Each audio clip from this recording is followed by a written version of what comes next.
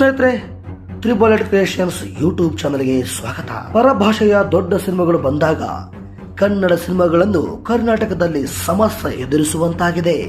ಅದರಲ್ಲೂ super star Rajinikanth cinema ಅಂದ್ರೆ ಕೇಳಬೇಕಾ? ಈ ಬಾರಿ ಸೂಪರ್ ಜೊತೆ ನಾಗಾರ್ಜುನ್, ರಿಯಲ್ ಸ್ಟಾರ್ ಉಪೇಂದ್ರ, ಅಮೀರ್ ಖಾನ್, ರಚಿತಾ ರಾಮ್ ಕೂಡ ಇದ್ದಾರೆ.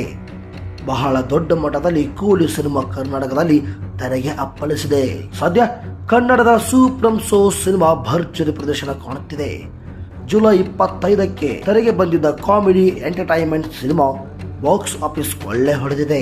ಸ್ಟಾರ್ ನಟರ ದೊಡ್ಡ ದೊಡ್ಡ ಸಿನಿಮಾ ದಾಖಲೆಗಳನ್ನು ಈ ಹೊಸಬರ ಸಿನಿಮಾ ಮುರಿದಿದೆ, ನುಗ್ಗುತ್ತಿದೆ. ಈಗಾಗಲೇ 100 ಕೋಟಿ ರೂಪಾಯಿ ಗ್ರಾಸ್ ಕಲೆಕ್ಷನ್ ಮಾಡಿರುವುದಾಗಿ ಅಂದಾಜಿಸಲಾಗಿದೆ. ತೆಲುಗಿನ ಹರಿಹರ ವೀರಮಲ್ಲು, ಕಿಂಗ್ಡಮ್, ತಮಿಳಿನ ತಲೈವನ್ ತಲೈವಿ ಚಿತ್ರಗಳಿಗೂ ಈ ಕನ್ನಡದ ಸಿನಿಮಾ ಸಡ್ಡು ಹೊಡೆದಿತ್ತು. ಕನ್ನಡದ ಯಕ್ಕ, ಬಂದೂಕ್ ಸಿನಿಮಾಗಳ ನಡುವೆಯೂ ಸೂಪರ್ ಶೋ ಆರ್ಭಟ ಜೋರಾಗಿತ್ತು. ಕಳೆದ 2 ವಾರ ತಮಿಳಿನ ಕೂಲಿ ಹಾಗೂ ಬಾಲಿವುಡ್ ವಾರ್ 2 ಚಿತ್ರಗಳ ಆರ್ಭಟದ ನಡುವೆಯೂ ರಾಜ್ ಬಿ ಶೆಟ್ಟಿ ನಿರ್ಮಾಣದ ಸಿನಿಮಾ ಸಖತ್ ಸದ್ದು ಮಾಡುತ್ತಿದೆ. ಕೇವಲ 4 ಕೋಟಿ ರೂಪಾಯಿ ಬಜೆಟ್ ರಾಜ್ ಬಿ ಶೆಟ್ಟಿ ನಿರ್ಮಿಸಿದ ಮುಖ್ಯವಾದ ಪಾತ್ರಕ್ಕೆ ಬಣ್ಣ ಹಚ್ಚಿದ್ದಾರೆ. ಬಹುತೇಕ ಹೊಸ ಪ್ರತಿಭೆಗಳೇ ಸೂಪರ್ ಶೋ ಚಿತ್ರದಲ್ಲಿ ಕೆಲಸ ಮಾಡಿದ್ದಾರೆ. ಭಾರಿ ಪ್ರಚಾರ ಇಲ್ಲದೆ, ಸ್ಟಾರ್ ಕಾಸ್ಟ್ ಇಲ್ಲದೆ ಸಿಂಪಲ್ ಆಗಿ ಬಂದಿದ್ದ ಸಿನಿಮಾ ಸತತ 4 ವಾರ ಎಲ್ಲೆಲ್ಲೂ ಹೌಸ್ಫುಲ್ ಪ್ರದರ್ಶನ ಕಂಡಿದೆ.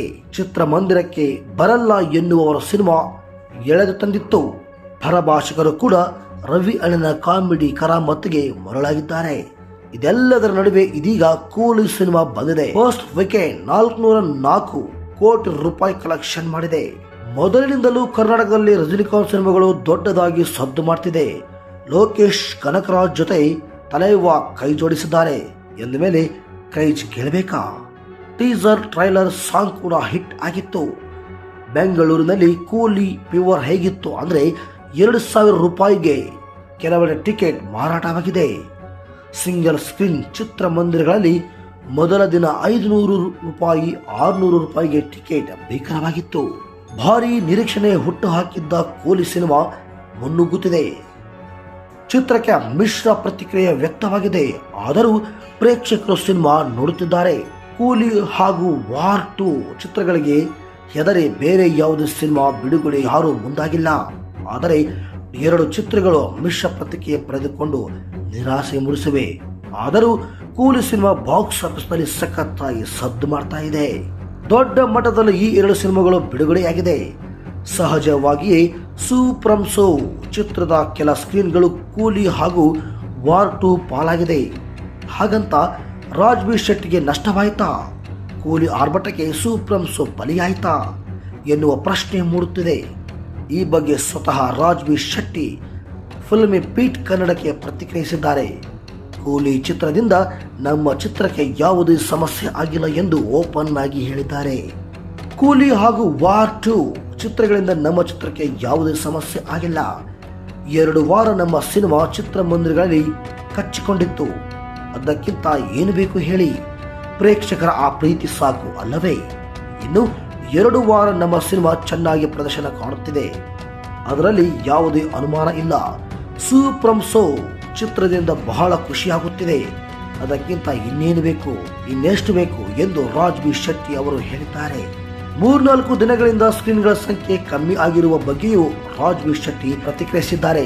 ಯಾವುದೇ ಸಿನಿಮಾ ಯಶಸ್ವಿಯಾಗಿ 3-4 ವಾರ ಪ್ರದರ್ಶನ ಕಂಡ ಬಳಿಕ ಸ್ಕ್ರೀನ್ಗಳ ಸಂಖ್ಯೆ ಕಡಿಮೆ ಆಗುವುದು ಒಳ್ಳೆಯದು.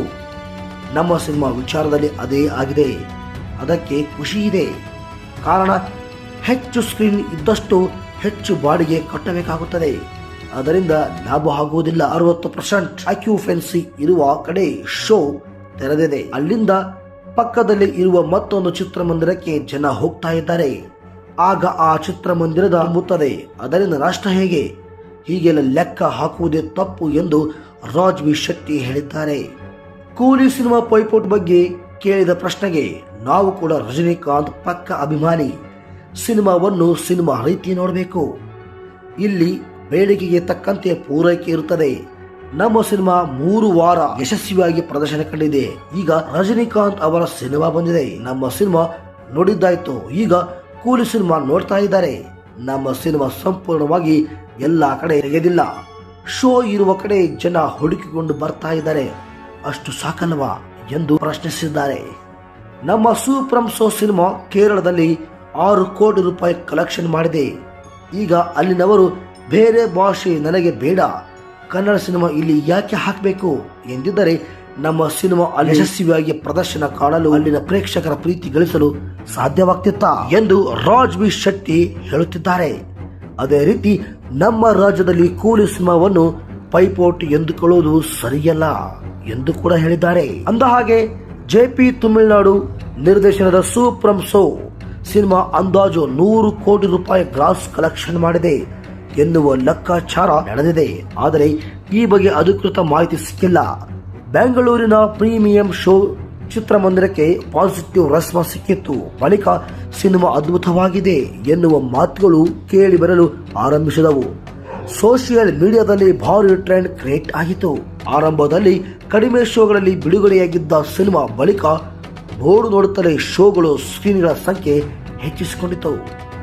ಎಲ್ಲ ಕಡೆ ಹೌಸ್ಫುಲ್ ಪ್ರದರ್ಶನ ಕಾಣಲು ಆರಂಭಿಸಿತು. ಕ್ರೇಜ್ ಹೇಗಿತ್ತು ಅಂದ್ರೆ ಸಿನಿಮಾ ತೆರೆ ಕಂಡ 2 ದಿನಗಳ ಬಳಿಕ ಬೆಳಗ್ಗೆ 6 ಗಂಟೆಗೆ ಕೆಲವೆಡೆ ಶೋಗಳು ನಿಗದಿಯಾಯಿತು. ಎಲ್ಲವೂ ಹೌಸ್ಫುಲ್ ಆಗಿತ್ತು. ಬುಕ್ ಮೈ ಶೋನಲ್ಲಿ ಲಕ್ಷ ಟಿಕೆಟ್ ಮಾರಾಟವಾಗಿತ್ತು. ದರ್ಶನ್ ನಟನೆಯ ಕಾಟೇರ, ಸುದೀಪ್ ನಟನೆಯ ಮ್ಯಾಕ್ಸ್ ಚಿತ್ರದ ದಾಖಲೆಗಳನ್ನು ಈ ಸಿನಿಮಾ ಮುರಿದಿದೆ ಎಂದು ಹೇಳಬಹುದು. ಸ್ನೇಹಿತರೆ ಮತ್ತು ನನ್ನೆಲ್ಲ ಬಂಧುಗಳೇ, ಇದು ಈ ಸಿನಿಮಾದ ಮಾಹಿತಿ. ಈ ವಿಡಿಯೋ ನಿಮಗೆ ಇಷ್ಟ ಆಗಿದೆ ಅನ್ಕೋತೀನಿ. ಯಾರೆಲ್ಲ ನಮ್ಮ ತ್ರಿಬಲ್ ಕ್ರಿಯೇಷನ್ಸ್ ಯೂಟ್ಯೂಬ್ ಚಾನಲ್ಗೆ ಸಬ್ಸ್ಕ್ರೈಬ್ ಆಗಿಲ್ಲ, ದಯವಿಟ್ಟು ಈ ಕೂಡಲೇ ಸಬ್ಸ್ಕ್ರೈಬ್ ಆಗಿ ಸಪೋರ್ಟ್ ಮಾಡಿ. ನಿಮ್ಮದೇನೇ ಕಾಮೆಂಟ್ ಇದ್ರೂ ತಪ್ಪದೆ ನಮ್ಮ ಕಾಮೆಂಟ್ ಬಾಕ್ಸ್ ಅಲ್ಲಿ ಕಾಮೆಂಟ್ ಮಾಡಿ. ಮತ್ತೆ ಮತ್ತೊಂದು ಹೊಸ ವಿಡಿಯೋದಲ್ಲಿ ಸಿಗೋಣ. ಅಲ್ಲಿವರೆಗೂ ಎಲ್ಲರಿಗೂ ಥ್ಯಾಂಕ್ಸ್ ಫಾರ್ ವಾಚಿಂಗ್.